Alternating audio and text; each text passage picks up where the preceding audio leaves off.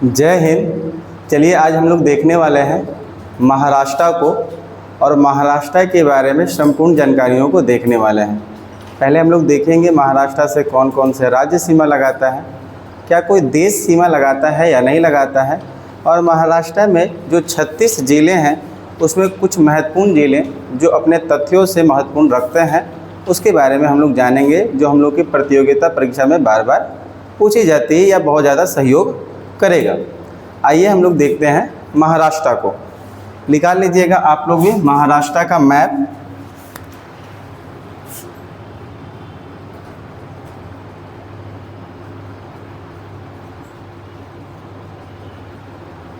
महाराष्ट्र की राजधानी कहाँ होगी जी? मुंबई।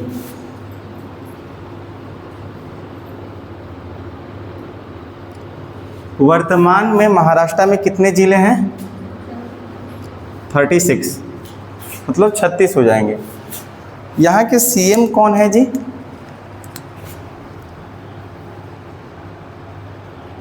यहाँ के सीएम कौन है और यहाँ के गवर्नर कौन है? बताओ। कम से कम इतना आप लोग जरूर याद करके आइए, जो अगला पढ़ने वाले टॉपिक उसके बारे में कुछ कुछ देख के आइए, है ना। आपको थोड़ा सा क्या होगा, इन्फॉर्मेटिव हो जाएगा। देवेंद्र सीएम जो हो जाएंगे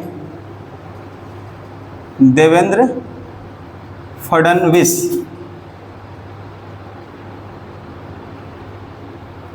कौन हो जाएंगे जी? देवेंद्र फडणवीस। और गवर्नर की बात करें तो हो जाएंगे जिष्णु देव वर्मा। तो वर्तमान में जो महाराष्ट्र है उसके मुख्यमंत्री का नाम क्या है? तो देवेंद्र फडणवीस। और जो यहाँ के गवर्नर हैं उनका नाम है जिष्णु देव वर्मा। क्या नाम है? जिष्णु देव। और वर्तमान में कितने ज़िले हैं? 36। आइए देखते हैं। पहले आप लोग भी साथ साथ में मैप बनाइएगा महाराष्ट्र का। बीच में बनाते हैं जी।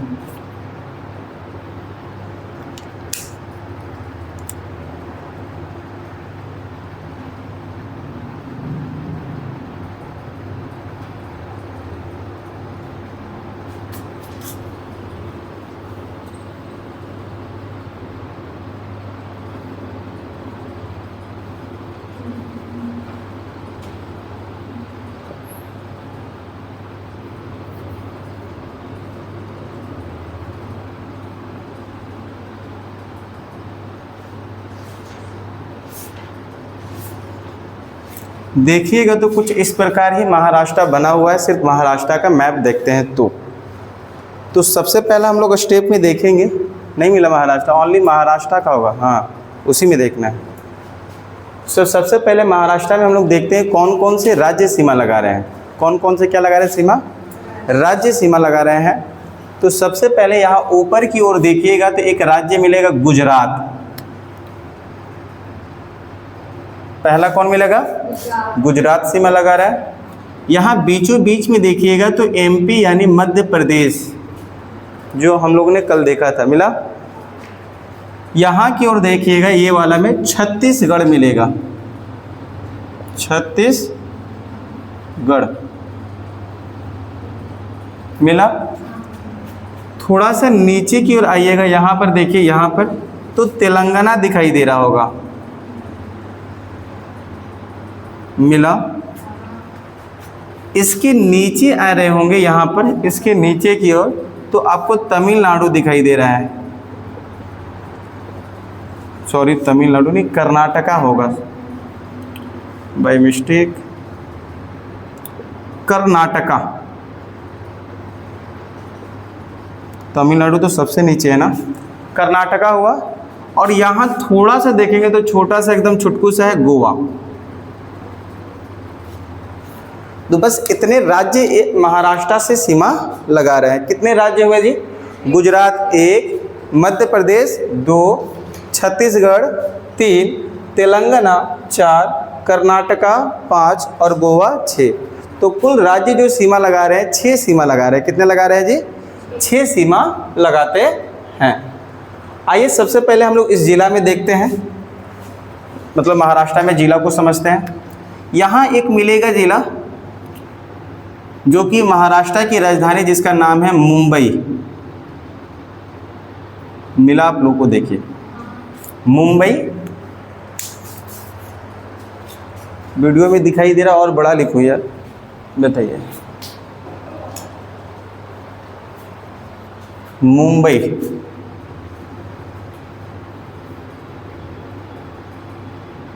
मुंबई मिला मुंबई। तो सबसे पहले मुंबई किस लिए प्रसिद्ध है तो क्या बताओगे? राजधानी क्षेत्र हो गया, और इसके बारे में मुंबई बंदरगाह, भारत का सबसे बड़ा बंदरगाह बताए थे आप लोग को, याद है?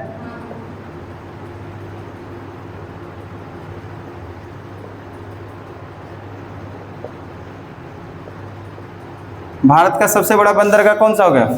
भारत का सबसे गहरा बंदरगाह, भारत का सबसे गहरा बंदरगाह विशाखापट्टनम आंध्र प्रदेश में। भारत का सबसे व्यस्त बंदरगाह कांडला गुजरात में। भारत का सबसे नया बंदरगाह नावासिवा जो कि महाराष्ट्र मुंबई में भी देखने को मिलता है ना? बताया ना आप लोग को। दूसरी सबसे गहरा बंदरगाह मसूलीपट्टनम जिसको मछलीपट्टनम बोला जाता है। आंध्र प्रदेश पढ़ाएंगे तो वहाँ बताएंगे, ठीक है। नेक्स्ट यहाँ पर देखिए मुंबई राजधानी क्षेत्र हो गया, मुंबई बंदरगाह के लिए है, और यहाँ इसी बोला जाता है 7 टापुओं का शहर। क्या बोलेंगे इसको? 7 पूछा जाएगा 7 टापुओं का शहर किसे कहते हैं? टापू समझते हो? हाँ, जैसे नहीं पर्वत के कुछ ऐसे भाग उठ गया है, अरे कोई भाग ऐसे है कुछ ऐसे जैसे जमीनी है स्थल है और इसे एकदम उठल है, खड़ा नहीं है, तो टापू हो जाता है। समझ में रहा है? जैसे एकदम बराबर हर चीज़ जा रहा है, ऐसे जा रहा बराबर है, उठल है तो एगो टापू हुआ, फिर जा रहा है जो उठल है 2 टापू हुआ। ऐसे 7 बड़े बड़े टापुओं मिलते हैं कहाँ पर? मुंबई में। इसी तरह आप एक चीज़ और याद रख सकते हैं, 7 पर्वतों को जब देश कहा जाएगा, ये टापुओं का शहर किसे कहते हैं? मुंबई। 7 यहीं पर नोट करके लिख सकते हैं हम लोग, नोट करके लिख सकते हैं कि 7 पर्वतों का देश इटली को कहा जाता है। 7 पर्वतों का देश, 7 पर्वतों का देश इटली को कहा जाता है, इटली को कहा जाता है। 7 पर्वतों का जो देश है किसे कहेंगे जी? इटली को। 7 टापुओं का शहर किसे कहेंगे? मुंबई को। और पर्वतों का देश किसे कहेंगे? 7 इटली को। मुंबई के थोड़ा ऊपर दाहिने साइड में देखेंगे तो एक मिलेगा थाने, और वही एक नीचे देखेंगे दाहिने साइड में मिलेगा पुणे। दोनों शहर को खोजिए। मुंबई के ऊपर दाहिने साइड में देखेंगे तो मिलेगा थाने, और मुंबई के नीचे थोड़ा दाहिने साइड में देखेंगे तो मिलेगा पुणे। मुंबई के दाहिने साइड में देखेंगे ऊपर थाने, और मुंबई के नीचे दाहिने साइड में देखेंगे तो पुणे। मिला दोनों? थाने और पुणे। आइए समझिए यहाँ पर थाने किस लिए प्रसिद्ध है, पुणे किस लिए प्रसिद्ध है। देखिए यहाँ 2 दर्रा है, बहुत इंपॉर्टेंट दर्रा है। दर्रा जानते हो क्या होता है? दर्रा क्या होता है मैंने बताया था आप लोगों को जम्मू कश्मीर जब बता रहे थे तो, याद है? पहाड़ों के बीच में जो पतली रास्ता होता है उसको बोलते हैं दर्रा। पहाड़ों के बीच में जो पतली रास्ता उसको क्या बोलते हैं? दर्रा। और पहाड़ों के बीच में जो गहरा पतली रास्ता होता है उसको घाटी। क्या बोलते हैं उसको? घाटी। तो यहाँ 2 दर्रा है। कितने दर्रा है जी? 2। एक हो जाएगा कौन सा? थाल घाट, एक होता है भोर घाट। ये ऊपर वाले को बोलते हैं थाल घाट दर्रा। क्या बोलते हैं इसको? थाल घाट दर्रा, थाल घाट। और ये नीचे वाले को बोलते हैं भोर घाट दर्रा।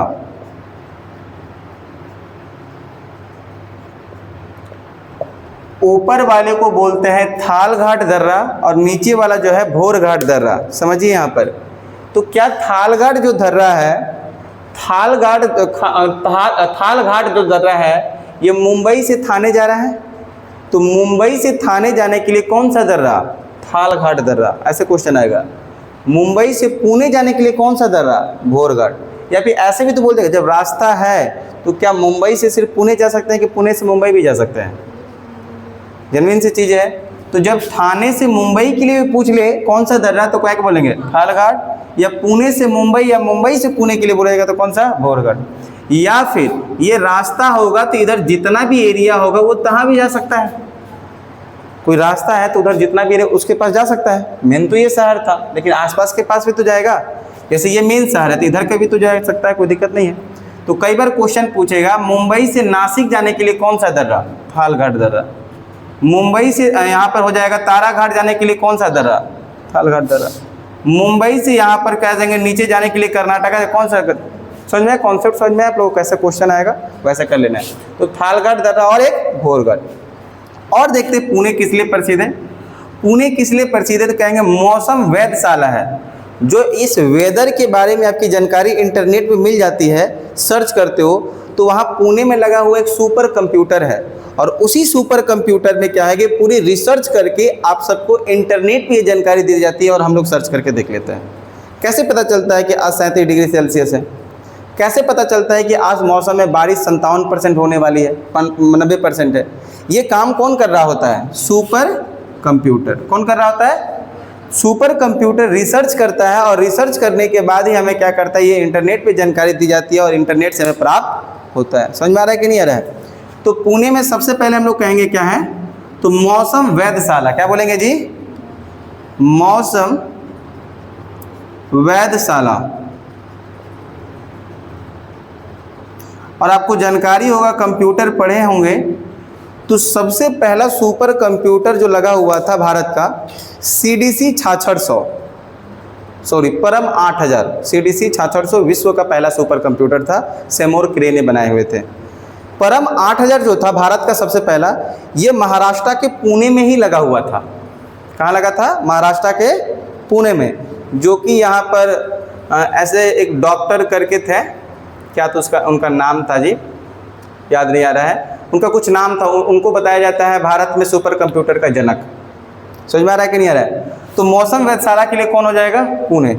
आप सुने होंगे मुंबई में फिल्म वगैरह के लिए बहुत ज़्यादा प्रसिद्ध है, फिल्मी इंडस्ट्री पुणे ही है। कौन हो जाएगा? फिल्मी इंडस्ट्री। क्या बोलेंगे?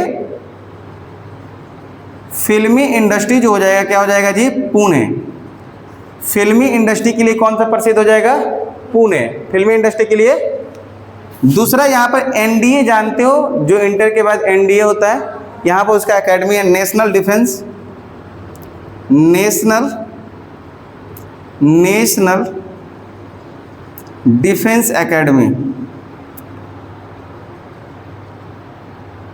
एकेडमी।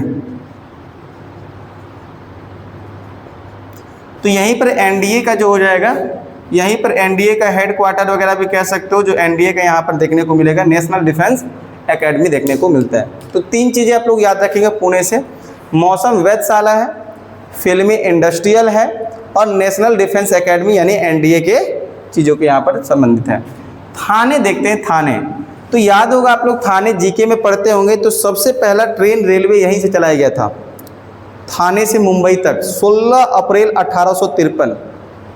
एशिया का सबसे पहला जो ट्रेन था अंग्रेजों के द्वारा चलाया, भारत तो अंग्रेज ही था पहले, 1800 में तो अंग्रेज, 47 के बाद भारत के लोग थे, मतलब आज़ाद हुए तो अपना काम करना स्टार्ट, पहले तो अंग्रेज ही कब्जा किया हुआ था। तो यहाँ पर सब एशिया का, एशिया मतलब समझते हो, एशिया एक बहुत बड़ा महाद्वीप है। जैसे पूरे विश्व में 7 महाद्वीप है, एशिया महाद्वीप है, अफ्रीका महाद्वीप है, यूरोप महाद्वीप है, उत्तरी अमेरिका महाद्वीप है, दक्षिणी अमेरिका है, अंटार्कटिका है, एक होता है ऑस्ट्रेलिया बोल दिया जाता है, ओस्मिया को बोल दिया जाता है, ऑस्ट्रेलिया, ओस्मिया महाद्वीप जिसको ऑस्ट्रेलिया बोलते हैं। और यही एशिया में कई सारे देश है, और उसी कई सारे देश में अपना भारत भी है। चाइना भी एशिया का है, पाकिस्तान भी एशिया का भाग है, ये बांग्लादेश भी एशिया का भाग है, जापान भी एशिया के भाग है, रूस भी एशिया की भाग। बात समझ में आ रहा है? जब वर्ल्ड मैप आप लोग को बता रहे होंगे तो सब देश का नाम बताएंगे, राजधानी बताएंगे, कौन कहाँ है, कौन क्या करता है, नहीं, ये चीज़ को आपको जानकारी होगी। तो थाने में आपको ये याद रखना है कि एशिया का सबसे पहला ट्रेन चला था। क्या बोलेंगे यहाँ पर? एशिया का सबसे पहला ट्रेन, एशिया का सबसे पहला ट्रेन जो चला था, एशिया का सबसे पहला ट्रेन, इसको इरेज करते हैं और स्पेस थोड़ा सा कम पड़ जाता है, वही गैदरिंग ज़्यादा हो जाता है। लिख लिए थे ना, 7 देशों का शहर, मतलब देश इटली। एशिया का सबसे पहला ट्रेन कहाँ से चला था जी? ठाणे से मुंबई। कब चला था जी? 16 अप्रैल 1853। डेट याद रखिएगा ना, 16 अप्रैल 1853। 16 अप्रैल 1800। अरे यार माइक तो बंद हो गया है, वीडियो चल रहा है, उसको ना पॉज करो वीडियो को।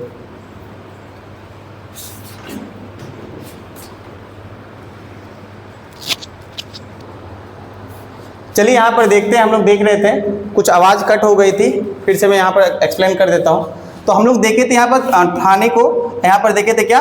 पुणे को। ठाणे किस लिए प्रसिद्ध था जी? तो एशिया का सबसे पहला ट्रेन कहाँ चला हुआ है? ठाणे। तो ठाणे से कहाँ तक? मुंबई तक चला। एशिया का सबसे पहला ट्रेन कहाँ चला है? ठाणे चला हुआ है, 16 अप्रैल 1853। पुणे किस लिए प्रसिद्ध था?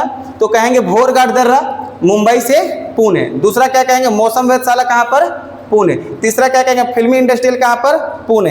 एनडीए कहाँ पर? पुणे। एनडीए कहाँ पर? पुणे। नेशनल डिफेंस एकेडमी कहाँ पर हो जाएगा? पुणे। 2 दर्रा बताए थे, एक थालघाट दर्रा, एक क्या बताए थे? भोरघाट दर्रा। थालघाट दर्रा किसको? मुंबई से ठाणे, मुंबई से नासिक, मुंबई से ऊपर की ओर ये जाएगा थालघाट दर्रा, और मुंबई से नीचे की ओर कौन सा जाएगा? भोरघाट दर्रा जाएगा, है कि नहीं है? इसी प्रकार मुंबई आप लोगों को बताए थे, 7 टापुओं का शहर किसे कहते हैं? मुंबई। और 7 पर्वतों का देश किसे कहते हैं? इटली। किसे कहते हैं? इटली कहते हैं। इतना तक बता चुके हुए थे, यहीं से आवाज कटा हुआ था। आगे चलते हैं। अब यहाँ पर देखिए एक तारापुर मिलेगा, ऊपर खोजेंगे। यहाँ पर देखिएगा तारापुर, देखिए तारापुर मिला आप लोग को? तारापुर किस लिए प्रसिद्ध है जी? तो यहाँ पर कहेंगे तारापुर किस लिए प्रसिद्ध है? तो कहेंगे परमाणु रिएक्टर। तारापुर किस लिए प्रसिद्ध है जी? तो क्या बोलेंगे? परमाणु रिएक्टर के लिए। किस लिए? परमाणु।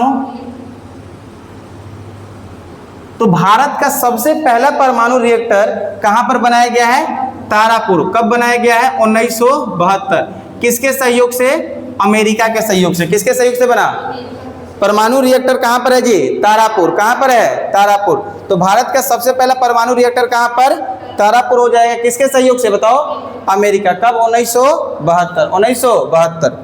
आगे ऊपर की ओर देखेंगे तो एक जगह यहां मिलेगा नासिक। देखिए मिला नासिक, नासिक मिला आप लोग को? नासिक, नासिक मिला। तो बताया तो पहले प्याज के लिए। किसके लिए है जी प्रसिद्ध? खिलाते रहता है ना, अरे ठेला लगा के नहीं खिलाता है नासिक वाला प्याज। खट्टे फलों के लिए। किसके लिए? खट्टे फलों के लिए। खट्टे फलों के लिए। किसके लिए? खट्टे फलों के लिए। और यहीं पर हम लोग देखे हुए थे कुंभ का मेला। क्या नासिक में देखे? क्या देखे थे? कुंभ का मेला। कुंभ का मेला। कौन सा नदी बताओ? कौन सा नदी? गोदावरी नदी। कौन सा नदी? गोदावरी नदी हो जाएगा। कौन सा नदी हो जाएगा जी? गोदावरी नदी हो जाएगा। तो नासिक, नासिक किस लिए प्रसिद्ध है? देखो 3 चीज, प्याज के लिए, खट्टे फलों के लिए, संतरा वगैरह खट्टे फल हो जाएंगे। कुंभ का मेला कौन सा नदी हो जाएगा? गोदावरी। कौन सा नदी हो जाएगा जी? गोदावरी नदी हो जाएगा। देखिए यहाँ पर, अब देखिएगा यहाँ पर एक जिला मिलेगा। यहाँ पर देखो पहले दौलताबाद, दौलताबाद, दौलताबाद मिला, या देवगिरी लिखा होगा। देखो दौलताबाद लिखा है, देवगिरी। पुणे जो है ना, पुणे, पुणे के नीचे यहाँ पर दौलताबाद या देवगिरी? दौलताबाद। दौलताबाद क्या है यहाँ पर समझिएगा। दौलताबाद क्या है? इसी का पुराना नाम देवगिरी है। क्या नाम इसका पुराना नाम? और यहीं पर अपना राजधानी कौन बनाया था? मोहम्मद बिन तुगलक। तुगलक वंश का जो संस्थापक था गयासुद्दीन तुगलक, उसी का बेटा नाम था क्या था? मोहम्मद बिन तुगलक। मोहम्मद बिन तुगलक। तो क्या बोलेंगे इसको? मिटाते हैं। मोहम्मद बिन तुगलक अपना राजधानी कहाँ बनाया था? देवगिरी। दौलताबाद या इसी को क्या बोलते हैं, देवगिरी। क्या बोलते हैं जी, देवगिरी। मोहम्मद बिन तुगलक कौन बनाया, मोहम्मद बिन तुगलक। मोहम्मद बिन तुगलक अपना राजधानी बनाया। क्या बनाया जी, अपना राजधानी। तो अपना राजधानी कहाँ बनाया, दौलताबाद या देवगिरी। कौन बनाया बताओ, मोहम्मद बिन तुगलक। वही दिल्ली सल्तनत का एक मोहम्मद बिन तुगलक है। समझ में आ रहा है कि नहीं आ रहा है, तो मोहम्मद बिन तुगलक। इसी बगल में एक देखिए औरंगाबाद मिलेगा, औरंगाबाद मिला, औरंगाबाद ये वो वाला औरंगाबाद नहीं है जो बिहार में देखे थे हम लोग, सूर्य मंदिर। औरंगाबाद देखो मिला। दौलताबाद के बगल में मिलेगा औरंगाबाद, दौलताबाद के बगल में मिलेगा औरंगाबाद। देखो दौलताबाद जहाँ है ना, उसके दाहिने साइड देखिए ना, दाहिने साइड में दौलताबाद के बगल में मिलेगा औरंगाबाद। इतना देर लग रहा है क्वेश्चन में, नहीं लिखा है अगल बगल। दौलताबाद के बाद में मिलेगा औरंगाबाद, नहीं मिला। चलो देखो अब यहाँ पर दौलताबाद के बाद में क्या मिलेगा, औरंगाबाद। और यही औरंगाबाद क्या हुआ था, तो औरंगजेब कहाँ का राजा हुआ करता था, औरंगजेब जो है शाहजहां का बेटा जो औरंगजेब था। तो शाहजहां ने दक्षिण भारत का अभियान करने के लिए, दक्षिण भारत को जीतने के लिए किसको भेजा था, औरंगजेब को। किसको भेजा, बहुत जालिम था, एकदम बहुत क्रूर था, एकदम कट्टर कह सकते हो इसको। तो ये औरंगजेब कहाँ गया था जी, दक्षिण भारत। और वही दक्षिण भारत में औरंगाबाद को क्या बनाया था, अपना वहां पर राजधानी क्षेत्र बनाया था, या फिर अपना वहां का राजा हुआ करता था। कहाँ पर, औरंगाबाद। कहाँ पर, औरंगाबाद। तब पता चला कि यहाँ शाहजहां बीमार हो गया, हल्ला उड़ा दिया कि मर गया है। तब दौड़ आया और अपना तीनों भाइयों को मार भी रहा है। दारा सिको था, ऐसे कुछ लोग थे, उसको मार के अपने वहां का दिल्ली का राजा बना। कौन बना, औरंगजेब। कौन बना, औरंगजेब। तो औरंगाबाद का राजा कौन हुआ करता था, औरंगजेब। औरंगाबाद राजधानी कौन बनाया था, औरंगजेब। कौन बनाया था, औरंगजेब। अगला देखते हैं, अगला देखोगे तो यही मिलेगा एक, यहां पर एक मिलेगा सिकरी करके मिलेगा। देखो सीरीडी, देखो सीरीडी मिला, सीरीडी मिला। तो साईं बाबा का नाम सुने हो, साईं बाबा नाम सुने हो। तो साईं बाबा जी का स्थल जो है, धार्मिक स्थल कहाँ पर है, सीरीडी। कहाँ पर है, तो साईं बाबा क्या बोलेंगे, साईं बाबा का दो धार्मिक स्थल है, या फिर आस्था कहाँ पर है, आस्था कहाँ है जी, आस्था कहाँ है, सीरीडी में। कहाँ पर हो जाएगा, सीरीडी। उसके ऊपर एक देखिए भूसावल मिला, भूसावल। देखो भूसावल मिलेगा, उसके ऊपर मिलेगा भूसावल, उसके ऊपर मिलेगा भूसावल केला के लिए प्रसिद्ध है। भूसावल मिला। सीरीडी के जस्ट ऊपर देखिए, सीरीडी के जस्ट ऊपर देखिए ना जी, भूसावल मिलेगा। क्या मिलेगा, भूसावल। किस लिए बोलेंगे, केला के लिए प्रसिद्ध है। किस लिए, केला के लिए प्रसिद्ध है। केला के लिए क्या है, प्रसिद्ध है। कौन सा जगह, भूसावल। कौन सा जगह प्रसिद्ध है, भूसावल में केला के लिए प्रसिद्ध है। अब यहां पर देखिएगा तो मिलेगा एक एलोरा की गुफाएं। देखो एलोरा मिला, और ऊपर मिलेगा अजंता मिला। अरे एलोरा और अजंता मिला आप लोग को, हाँ, एलोरा की गुफाएं और अजंता की गुफा मिला। देखो एलोरा की गुफाएं में कुल 34 गुफा। कितना गुफा है, एलोरा की गुफा में कुल कितना गुफा है, 34। एलोरा की गुफा में कुल कितना गुफा, 34 गुफा है। सुनिएगा, ये 34 गुफा जो है 3 धर्म के लिए प्रसिद्ध है। कौन तीन, कितने धर्म के लिए, 3। पहला बोलेंगे बौद्ध धर्म के लिए। क्या बोलेंगे, बौद्ध धर्म के लिए प्रसिद्ध है। बौद्ध धर्म के लिए देखो यहाँ पर गुफा नंबर 1 से लेकर 12 तक के लिए कौन सा, बौद्ध धर्म के लिए गुफा 1 से लेकर 12 तक कौन सा है, कौन सा धर्म, बौद्ध धर्म। और इसी के बाद कहेंगे हिंदू धर्म। कौन सा धर्म, हिंदू धर्म के लिए। कौन सा धर्म के लिए बताओ, कहां से कहां तक, 13 से लेके 29 तक। 13 से लेके गुफा का नाम है ये, 13 से लेके 29 तक गुफा कौन सा धर्म के लिए, हिंदू। 30 से लेके जैन धर्म। तीसरा कौन सा धर्म, जैन धर्म। कौन सा धर्म हो जाएगा, जैन। 30 से लेके 34 तक, 30 से लेके 34 तक कौन सा धर्म के लिए? जैन धर्म के लिए। तो एलोरा की गुफाएं कितने धर्म के लिए?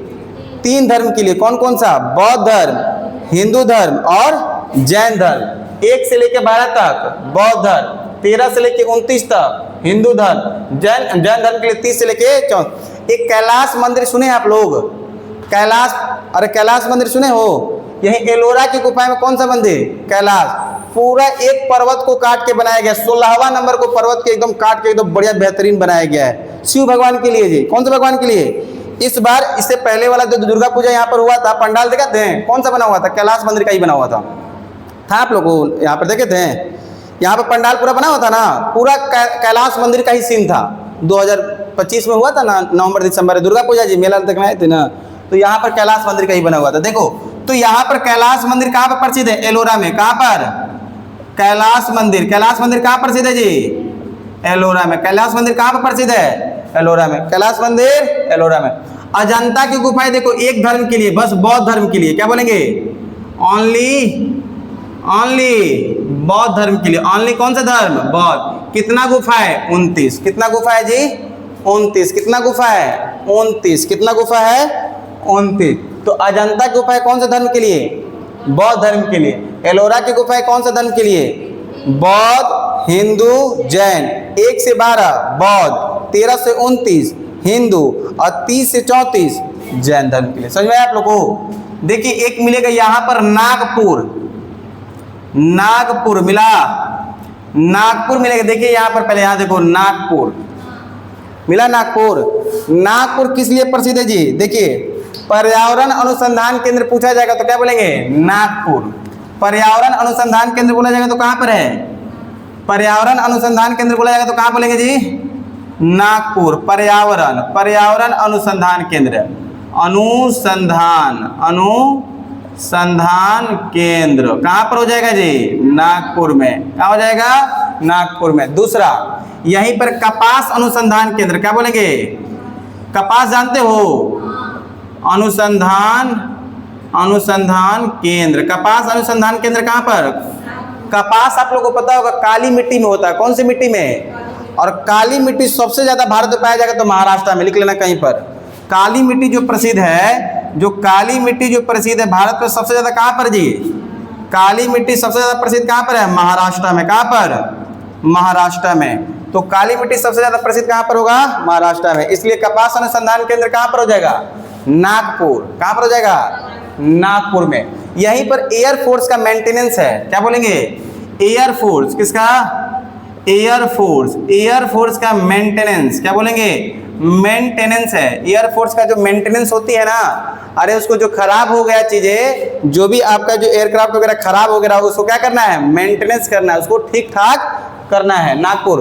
ऊपर देखो मिलेगा बुल्ढाना, ऊपर एक जगह को जो बुल्ढाना मिला, बुल्ढाना, बुल्ढाना मिला जी। देखिए एक मिलेगा नागपुर के ऊपर, देखिएगा एकदम ऊपर, यहां देखिए नागपुर है ना, उसको ऊपर वाला देखिए बुल्ढाना मिलेगा।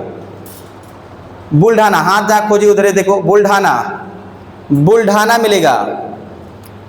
नागपुर के ऊपर देखिए बाएं साइड में देखिए बुल्ढाना मिलेगा। क्या मिलेगा? बुल्ढाना। क्या मिलेगा? बुल्ढाना। बुल्ढाना किस लिए प्रसिद्ध है जी? यहीं पर उल्का पिंड गिरा हुआ था। उल्का पिंड जानते हो? उल्का पिंड नाम सुने? उल्का पिंड, उल्का पिंड का मतलब होता है जो तारा टूटता है, तारा। अरे जो वायुमंडल जो है, वायुमंडल से बाहर अंतरिक्ष में जाओगे तो ऐसे ऊपर इतना बड़ बड़ घेरा ऐसे ऊपर तैर रहा है, बड़ बड़, और कभी कभी वो टकराता है तो टूटता है ना, तब वही क्या होता है? नीचे गिरता है। तो जो टूटता है उसको बोलते हैं उल्का। अरे जो अंतरिक्ष में जो पत्थर टूटा उसको क्या बोलते हैं? उल्का। और वो जब आ रहा है नीचे आएगा, जब नीचे आ रहा है तभी आएगा तो वायुमंडल के कारण घिस घिस के आग लग जाता है। उसमें क्या लग जाता है? आग जलने लगता है। उसको क्या कहते हैं? जमीन पे जब गिर जाएगा तो बोलते हैं पिंड। क्या बोलते हैं? और दोनों को मिला के क्या हो गया? उल्का पिंड। और देखने में लगता है छोट है, वो बहुत बड़ा होता है, एक बिहार को लेके बीत जाएगा। वो जब गिरेगा ना तो कैमूर के बराबर गिरेगा, कैमूर के अंदर लेके चला जाएगा। समझ आ रहा है कि नहीं आ रहा है? तो सबसे छोटा यहाँ पर गिरा हुआ था बुल्ढाना में। कहाँ पर गिरा हुआ था? और तो एक झील बन गया था, लोनार झील। जब बनेगा तो वहाँ गड्ढा हो जाएगा। समझ आ रहा है? और पानी है तो वहाँ पर क्या हो जाएगा? पानी आ जाता है। समझ आ रहा है कि नहीं आ रहा है? तो यहीं पे एक झील है, क्या नाम है इसका? क्या नाम है यहाँ पर बुल्ढाना में? कौन सा झील है? लोनार झील। कौन सा झील? लोनार झील हो जाएगा। बुल्ढाना में कौन सा झील हो जाएगा? लोनार झील। कौन सा? लोनार झील। लोनार झील कैसे बना है बताओ? उल्का पिंड से निर्मित झील कौन सा है? लोनार झील। उल्का पिंड से निर्मित कौन सा झील है? लोनार झील। उल्का पिंड से निर्मित झील लोनार। देखो 2-3 चीज याद रखना। उल्का पिंड से बोला जाएगा उल्का पिंड। उल्का पिंड से जो निर्मित झील होगा उसको बोलते हैं क्रेटर झील। कौन सा झील है? क्रेटर झील। उल्का पिंड से जो झील निर्मित होगा उसको बोलते हैं क्रेटर झील। समुद्र से झील निर्मित होगा, किससे? समुद्र के होता है ना, समुद्र से, तो उसको बोलते हैं लेगुन झील। कौन सा झील? लेगुन। क्या बोलेंगे उसको जी? लेगुन झील। तो समुद्र से जो निर्मित झील होगा तो क्या बोलेंगे उसको? लेगुन। लेगुन समझ में आ रहा है? अरे जैसे आप लोग देखे थे चिल्का झील कैसे बनल है? चिल्का झील कैसे बना है बताओ तो? समुद्र से नहीं बना। बंगाल की खाड़ी है जो पानी है, झटास मार रहा तो पानी आ रहा, जहाँ गड्ढा वहाँ पानी जम गया, वो झील बन गया। तो समुद्र से बना झील को क्या बोलते हैं? लेगुन। और जो उल्का पिंड से बनेगा तो क्या बोलेंगे? क्रेटर। बताओ ये लोनार झील कैसा झील होगा? क्रेटर। और चिल्का झील कैसा होगा? लेगुन। बात समझ में आ रहा है कि नहीं आ रहा है? आपको समझ में आया? बुल्ढाना। एक यहाँ पर शहर खोज लो, रत्नागिरी। यहाँ पर नीचे देखो रत्नागिरी। रत्नागिरी मिलेगा। रत्नागिरी। रत्नागिरी। रत्नागिरी आम के लिए प्रसिद्ध है। किसके लिए बोलेंगे? आम के लिए। किसके लिए प्रसिद्ध है जी? आम के लिए। आप लोग को हम जो बता रहे थे पश्चिम बंगाल, तो पश्चिम बंगाल में एक मालदा जगह बताए थे, याद आ रहा है? मालदा आम के लिए, मलदावा आम के लिए। बिहार में कौन सा आम बताए थे? जर्दालू आम। कौन सा आम? मलदावा आम। दशहरी कहाँ बताए थे? यूपी में। अल्फांजो कहाँ बताए थे? महाराष्ट्र में। बताए थे अल्फांजो महाराष्ट्र में, यहीं पर मिलेगा। कौन सा मिलेगा? अल्फांजो। कौन सा मिलेगा? अल्फांजो। क्या मिलेगा? अल्फांजो मिलेगा। जो फ्रूटी पीते हो, फ्रूटी मैंगो जूस पीते हो ना, तो कौन सा आम का बना होता है? अल्फांजो आम। कौन सा आम का बना होता है? अल्फान। थोड़ा सा पर्वत इसी में देख लो फास्ट। पर्वत कौन कौन सा? इसको इरेज करें। देखिए तो यहाँ पर एक पर्वत होगा, एक पूर्वी घाट पे एक पर्वत है। यहाँ पे देखो पूर्वी घाट पे एकदम मिलेगा। देखो फिजिकल मैप में पूर्वी घाट पे एक मैप मिलेगा, और यहाँ पर देखो पर्वत ऐसे मिलेगा। तो ये वाला पर्वत को देखना अजंता पर्वत बोलते हैं। अजंता पर्वत मिला? फिजिकल मैप पे खोजो, अजंता पर्वत लिखा होगा। अजंता पर्वत मिला? तो अजंता पर्वत कहाँ है जी? महाराष्ट्र में। अजंता पर्वत कहाँ है? महाराष्ट्र में। और एकदम पूर्वी पे देखो, यहाँ पर, यहाँ देखो मैप में, भारत का मैप के एकदम पूर्वी में देखना ऐसे दिया होगा। कांकेर या सह्याद्री। कांकेर या लिखा होगा कांकेर। कांकेर या सह्याद्री। क्या बोलते हैं? सह्याद्री। क्या बोलेंगे को? सह्याद्री करके लिखा होगा। देखो मिला? अलग अलग लिखता है, कांकेर ऐसे लिखता है। कांकेर और सह्याद्री। ये वाला देखो ना, यहाँ पर देखो ना, भारत यहाँ पर दिखेगा ना, एकदम कोने पे ऐसे दिखेगा ऐसे करके। कांकेर या सह्याद्री। कांकेर या सह्याद्री। अगल बगल में देखो, कांकेर या सह्याद्री। कांकेर या सह्याद्री मिलेगा। तो पूर्वी घाट पे कौन सा हो जाएगा? कांकेर या सह्याद्री। क्या मिलेगा? कांकेर या सह्याद्री। नहीं मिला? कांकेर या सह्याद्री कौन सा मिलेगा? कांकेर और सह्याद्री। देखो यहाँ पर अभी ध्यान दो तो, कांकेर या सह्याद्री यहाँ पर एक मिलेगा। कौन सा? पर्वत मिलेगा। और यहाँ पर सबसे खर्चीला, बहुत ज़्यादा पर्वत रहेगा तो वहाँ पर रेल बनाना, पटरी बनाना ज़्यादा खर्च होगा कि नहीं होगा? पर्वत को काटना। तो सबसे ज़्यादा जो खर्चीला बोला जाएगा स्टेशन, या फिर सबसे ज़्यादा खर्चीला जो हो जाएगा रेलवे कहाँ का है, मतलब पटरी कहाँ पर है, तो कहेंगे कांकेर में। कहाँ पर है? जहाँ पर्वत होगा वहाँ रेलवे लाइन बिछाओगे, पहाड़ को काटोगे तब बिछाओगे, पैसा ज़्यादा लगेगा। लगेगा कि नहीं लगेगा? इसलिए बोला जाता है सबसे ज़्यादा रेलवे की पटरी खर्चीला कहाँ पर है? कांकेर में। कहाँ पर हो जाएगा? कांकेर में हो जाएगा। तो ये रही आपका महाराष्ट्र की संपूर्ण जानकारी। आई होप कि आप सभी को ये समझ में आ चुका होगा। चलिए आज की क्लास यहीं तक रखते हैं। कल फिर से हम लोग मिलेंगे एक नई राज्यों के साथ में। तब तक के लिए ठीक है, यहीं तक रखते हैं ना? चलिए ठीक है, यहीं पर धन्यवाद। जय हिंद।